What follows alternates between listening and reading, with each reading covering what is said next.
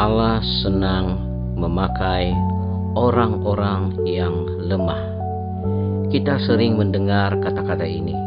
Allah memakai yang bertobat, yang setia, rajin ke gereja, rajin berdoa, berpuasa, rajin melayani. Sehingga kita rasa tertolak dan merasa Tuhan tidak mungkin memakai kita yang penuh dengan kelemahan ini.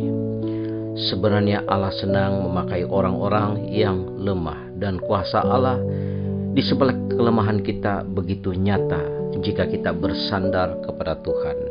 Di dalam 2 Korintus pasal 12 ayat yang ke-7 sampai 10. Dan supaya aku jangan meninggikan diri karena penyataan-penyataan yang luar biasa itu, maka aku diberi suatu duri di dalam dagingku, yaitu seorang utusan iblis untuk menggoncoh aku, supaya aku jangan meninggikan diri. Tentang hal itu aku sudah 3 kali berseru kepada Tuhan, supaya utusan iblis itu mundur daripadaku. Tetapi jawab Tuhan kepadaku, cukuplah kasih karuniaku bagimu, sebab justru dalam kelemahanlah kuasaku menjadi sempurna.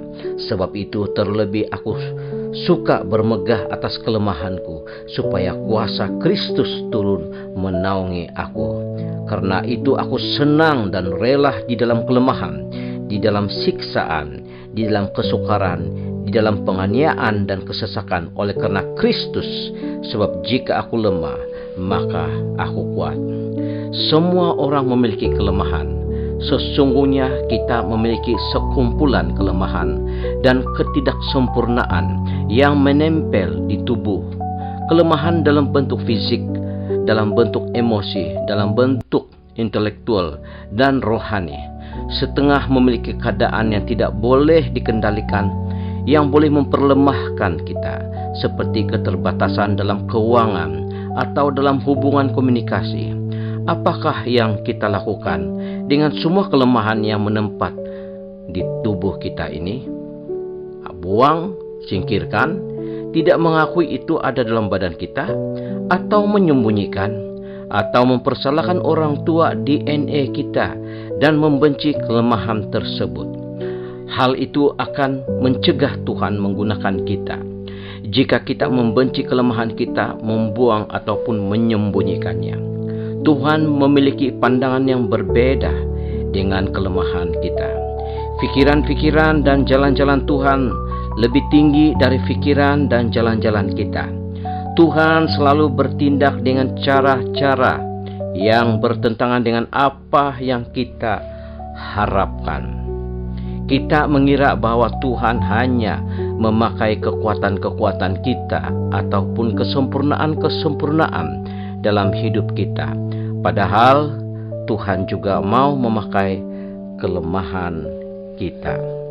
Alkitab berkata di dalam 1 Korintus pasal 1 ayat 25, sebab yang bodoh dari Allah lebih besar hikmatnya daripada manusia, dan yang lemah dari Allah lebih kuat daripada manusia. Ayat 26, ingat saja saudara-saudara bagaimana keadaan kamu ketika kamu dipanggil. Menurut ukuran manusia tidak banyak orang bijak, tidak banyak orang yang berpengaruh, tidak banyak orang yang terpandang. Ayat 27, tetapi apa yang bodoh bagi dunia dipilih Allah untuk memalukan orang-orang yang berhikmat, dan apa yang lemah bagi dunia dipilih Allah untuk memalukan apa yang kuat. Ayat 28, dan apa yang tidak terpandang dan yang hina bagi dunia dipilih Allah, bahkan apa yang tidak berarti dipilih Allah untuk meniadakan apa yang berarti. Ayat 29, supaya jangan ada seorang manusia pun yang memegahkan diri di hadapan Allah, tetapi oleh Dia kamu berada dalam Kristus, yang oleh Allah telah menjadi hikmat bagi kita, yang membenarkan dan menguduskan dan menebus kita. Haleluya. Alkitab berkata bahwa kelemahan-kelemahan yang menempel di tubuh kita bukanlah suatu kebetulan. Tuhan memang sengaja mengizinkannya ada di dalam kehidupan kita dengan tujuan untuk menunjukkan kuasa-Nya yang melalui kehidupan kita. Dan Tuhan tidak pernah terkesan dengan kekuatan-kekuatan dan kemampuan kita untuk mencukupkan diri sendiri, tetapi Tuhan lebih tertarik pada kita apabila kita mengakui kelemahan kita dan bersandar kepada Tuhan. Bahkan pengakuan kita atas kekurangan dan kelemahan kitalah yang membuat Tuhan memanifestasikan kuasa-Nya yang dahsyat. Allah senang memakai orang-orang biasa yang tidak sempurna untuk melakukan hal-hal yang luar biasa. Walaupun mereka mempunyai pelbagai kelemahan, kekurangan, tidak seorang pun kita yang tiada kelemahan. Allah memakai orang-orang yang tidak sempurna adalah berita baik dan berita yang menguatkan kita. Saudara-saudari, serahkanlah keterbatasan fisik Anda, keterbatasan ekonomi, keterbatasan emosi, penyakit keturunan, keterbatasan intelektual Anda, trauma Anda, maka Tuhan akan memakai dan menolong saudara. Berdoalah, katakan, Tuhan, saya serahkan hidup saya yang penuh kekurangan ini kepada Engkau.